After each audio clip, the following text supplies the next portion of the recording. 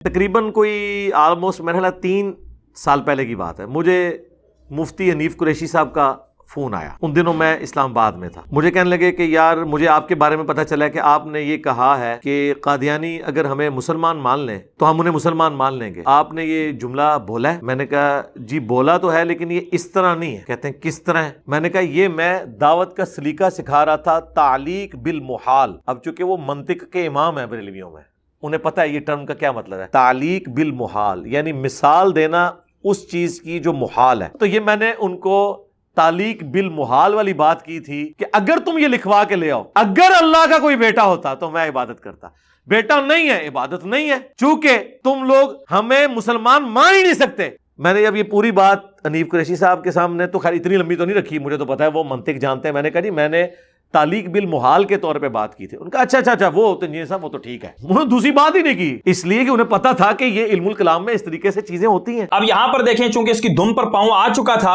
اب اس نے کسی کا سہارا تو لینا تھا، تو اس نے مفتی حنیف قریشی صاحب کا سہارا لیا اور کہا کہ وہ بریلویوں کے اندر منطق کے امام ہیں، کیونکہ میں تعریف کر رہا ہوں ماں بدولت انجینئر محمد علی مرزا صاحب، چونکہ یہ میرا اصول ہے کہ جہاں پر میں نے اپنا کام نکلوانا ہوتا ہے میں رائی کے دانے کو پہاڑ ثابت کر دیتا ہوتا ہوں، اور کسی بھی چھوٹے بندے کو جیسا مرضی بندہ ہو جو اس کی علمی حیثیت ہو میں اس کو بہت بڑا علامہ فہامہ بھی ثابت کر دیتا ہوں، لیکن اگر وہی میرا مخالف ہو جائے تو اس کو فقیر، اس کو جھوٹا، اس کو مکار، اس کو چوزا، اس کے بارے میں طرح طرح کے گندے الفاظ استعمال کرنے میں بھی میرا ثانی کوئی نہیں ہے۔ لیکن میں آپ کو ایک اور چیز کی طرف توجہ دلانا چاہوں گا، اس کا کانفیڈنس دیکھیں کہ دیکھیں انہوں نے مجھے کہا کہ پھر تو کوئی بات نہیں ہے مرزا صاحب آپ نے بہت اچھی بات کی ہے۔ اب دوسری ویڈیو دیکھیں، اس کے اندر بھی یہی بلنڈر کر رہا ہے، اور کس انداز سے کر رہا ہے وہ سنیں۔ 3-4 دن پہلے نا مجھے مفتی حنیف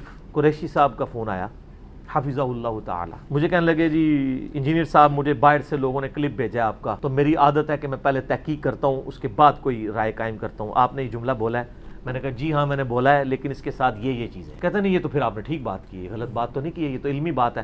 تو میں نے کہا سر مسئلہ یہ ہے کہ علمی بات تو پھر کم لوگوں کو ہی سمجھ آتی ہے، تو میں نے کہا یہ میری مجبوری تھی بیان کرنا۔ کہتے نہیں انجینئر صاحب اس مسئلے میں کوئی مسئلہ نہیں، اگر آپ نے یہ ساتھ بولا ہوا ہے تو نہیں ہے۔ تو میں نے کہا اب آپ ان علماء کو بھی پوچھیں جو لوگ آپ کو کلپ بھیج کے آپ کو یہ ابھار رہے ہیں کہ آپ میرے خلاف ویڈیو ریکارڈ کروائیں، تو خدا کے لیے پہلے ان کا میں نے اسی لیے آپ سے پوچھ لیا، تو شکر ہے انہوں نے پوچھ لیا، ورنہ اس کلپ کے ساتھ مفتی حنیف قریشی صاحب کی تصویر لگی ہونی تھی تھامنیل۔ یہاں دیکھیں ان 2 ویڈیوز کے اندر مرزا کتنے کانفیڈنس کے ساتھ یہ دعویٰ کر رہا ہے کہ اس کو حنیف قریشی صاحب کی کال آئی اور انہوں نے اس سے یہ سوال کیا کہ آپ نے اس طرح کے جملے بولے ہیں، تو اس نے کہا کہ جی بولے ہیں، لیکن اس انداز سے بولے ہیں کہ میں نے ان کو تعلیق بالمحال قرار دیا ہے، اور پھر آگے سے کہتا ہے کہ جی انہوں نے مجھے کہا ہاں اگر مرزا صاحب آپ نے یہ والا کٹا چھوڑا ہے نا تو یہ بالکل درست ہے، اس میں کوئی مذائقہ نہیں، یہ تو علمی بات ہے، آپ نے خالص علمی بات کی ہے۔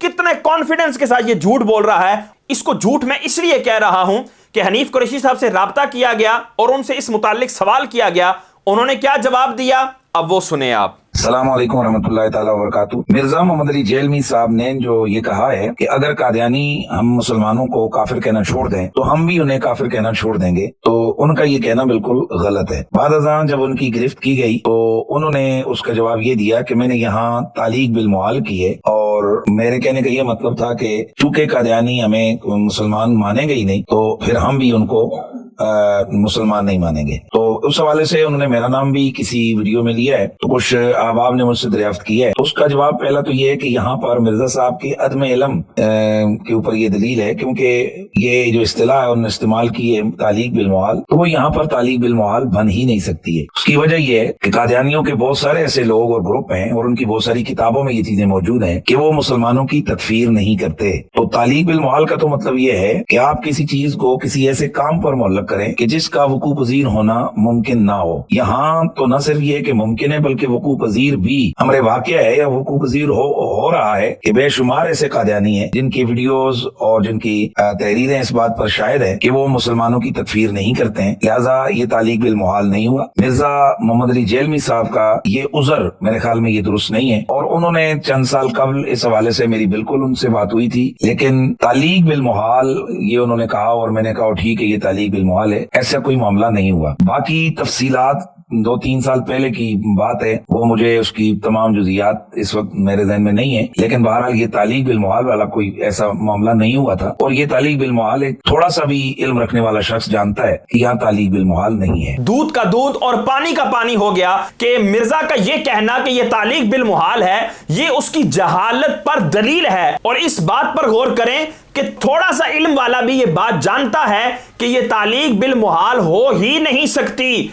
अब लो मिर्जा, जिसको तुमने इमामुल मंतिक कहा, हाफिज़हुल्लाह कहा, इतने एहतराम से जिक्र किया, उसी की जुबान से अपने लिए यह हार कबूल करो कि तुम्हारे पास तो थोड़ा सा इल्म भी नहीं है। अब हम उस बात पर गुफ्तगू करेंगे कि जो मिर्जा ने अपने इस गोल्डन कोड को तालीक बिल मुहाल करार दिया कि ये मैं तालीक बिल मुहाल के तौर पर बात कर रहा था, तो ये मुहाल क्या है, तालीक किसे कहते हैं, ये मिर्जा ही की जुबानी आप सुन लें, फिर उसके ऊपर गुफ्तगू कर लेते हैं।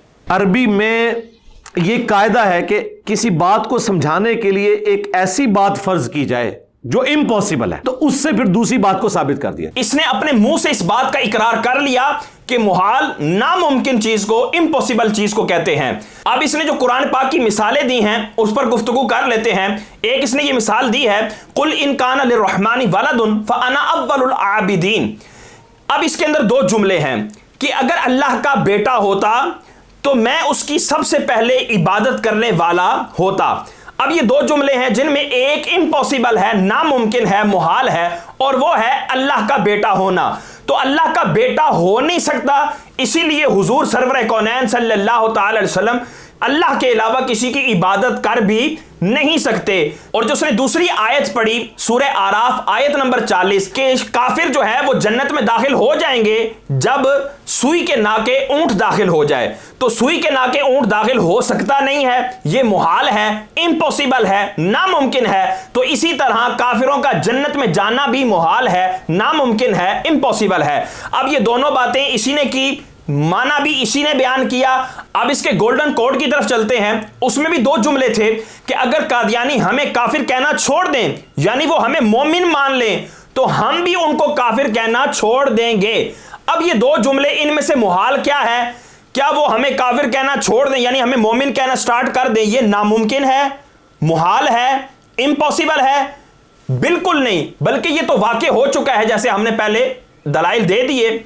और दूसरा जुमला कि हम इनको काफिर कहना छोड़ देंगे, क्या ये इम्पॉसिबल है? दोनों जुमलों में से कोई जुमला भी मुहाल नहीं है, इम्पॉसिबल नहीं है, नामुमकिन नहीं है। और कितने दजल फरेब के साथ, कितनी मक्कारी और चालाकी के साथ ये कह रहा है कि देखें जी अल्लाह का बेटा नहीं हो सकता, वो हमें काफिर कहना नहीं छोड़ सकते, तो हम उनको मोमिन नहीं कहेंगे, तो हम उनके इबादत करने वाले नहीं होंगे। तो किस अंदाज से ये अपने बोंगे से उसूल को अल्लाह की आयतों पर चिस्पा कर रहा है, अल्लाह की आयतों पर क्यास कर रहा है, जिसका बिल्कुल वाशगाफ रद्द हो चुका है, पीछे दलाइल भी मौजूद हैं। अब आगे देखें।